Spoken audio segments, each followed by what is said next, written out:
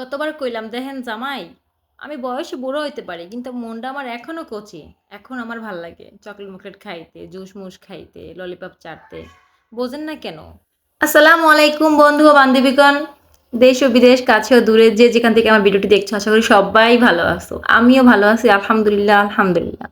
আজকে আপনাকে লগে দেখামো যে আমি আসলে কি কিনলাম, কি খাইলাম। দৈনন্দিন জীবনের কীর্তিকাণ্ড বা কাজকর্মও বলা যায়। আশা করি সালামের উত্তরটা দিবেন। আর বিয়ের পরে এখন শুধু একটাই নেশা, মার্কেটে গেলেই সংসারের জিনিস কেন যেন চোখে আটকে যায়। এটা নিতেই হবে, এটা কিনতেই হবে, এটা ধরতেই হবে, এটা ছুঁইতেই হবে। একসেরে মনের ভিতরে ছটফট করে এগুলো কেনার জন্য। কি একটা মন পেলাম আমি জানি না। আমার মনে হয় প্রত্যেকটা মেয়েরই এরকমই মনের ভিতরে ছটফট করে। ইস! এটা কত সুন্দর জিনিসটা দেখতে, ধরতে, ছুঁইতে। যদি কিনতে পারতাম। অথচ কিনে এনে বাসায় কিন্তু সাজিয়েই রাখি। এটাই মনে হয় মেয়ে মানুষ বলে, তাই না? এই বাটিটা কিনেছিলাম কিন্তু এটাও প্রচুর ধুলো পড়া ছিল। তো যেহেতু এটা রমজান মাসে কেনা, তো লোকেরা আমাকে খুব তাড়াহুড়া করে প্যাকেজিং করে দিয়ে দেয়। তো ওনারা আর মোছার টাইম পায় না। কোনো সমস্যা নেই, তাতে আমি মন খারাপ করি না। যাই হোক, শখের জিনিস বলে কথা, ধুলোবালিতে কি হয়? কেমন হয়েছে? আপনাদের কি ভালো লেগেছে? আসলে আমার পছন্দটা কেমন? অবশ্যই জানাবা। কথায় অনেক দূর চলে এসেছি। সাথে আবার একটা আর্টিফিশিয়াল কি বলে ওটাকে? লতাপাতাও কিনলাম। আর এটাও বিশেষ করে খুব পছন্দ হয়েছিল। তাই এটাও নিয়ে নিলাম। যখনই ঘর দিয়ে হাঁটাচলা করি, টুংটাং শব্দে আমার ভীষণ ভালো লাগে।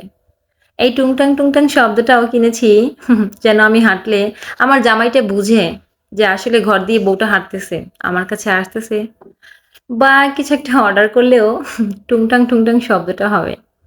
আর আমি এটা ঠিক মাঝ বরাবর ঘরের লাগিয়ে দেই। আর তারপরেই কিনলাম আইসক্রিম, কি বলে? বাচ্চাদের খাবার বলা যায়। তো সেই সাথে আমিও একটু ওদের সাথে চাটাপুটি করি। কারণ আমারও ভীষণ ভালো লাগে। তো এখানে আমি দেখতেছিলাম আসলে তোমরা কি কিনলাম।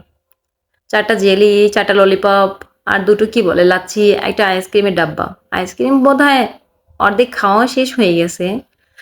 কোনো ব্যাপার না। আমি একটু দেখতেছিলাম আর এই ফাঁকে তারা আবারও চাটাপুটি শুরু করে দিছে। তো ভীষণ মজা লাগে। মনে হয় যে আমিও এখনো বাচ্চা হয়ে গেছি। বাচ্চাকালে যেতে অনেক ভালো লাগে। বাচ্চাদের খাবারগুলো খেতেও ভালো লাগে, টেস্ট করতেও ভালো লাগে। মনটাও ভালো থাকে।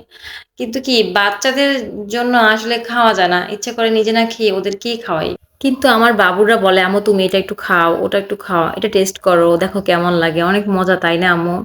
এভাবে যখন মিষ্টি কথা বলে না তখন আরো ভালো লাগে। এখানের জেলিগুলো অনেকটা টকটক ছিল। আইসক্রিমটা মিষ্টি ছিল। লাচ্ছিটাও টকটক ছিল। আমার কাছে তেমন একটা বেশি ভালো লাগেনি আইসক্রিম বাদে এগুলো। আর ললিপপটাও মোটামুটি টকটক ছিল।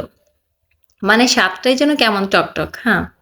ওদের তো ভীষণ ভাল লাগছে। ওরা তো খায় আর টিভি দেখে। কিন্তু আমার কাছে জাস্ট আইসক্রিমটাই ভাল লাগছে। আপুরা, ভাইয়ারা, ভাবিরা, বোনেরা সবাইকেই বলছি, আসলে ফ্যামিলির সাথে যতটুকু সময় পান সুন্দরভাবে কাটান, হাসিখুশিভাবে কাটান। এই সময়টা আসলে কখনো ফিরে আসবে না। বাচ্চাদেরকে সময় দেন, মা-বাবা, শ্বশুর-শাশুড়ি, স্বামী সবাইকে সময় দেন। আসলে পরে একটা সময় আমরা অনেক মিস করব।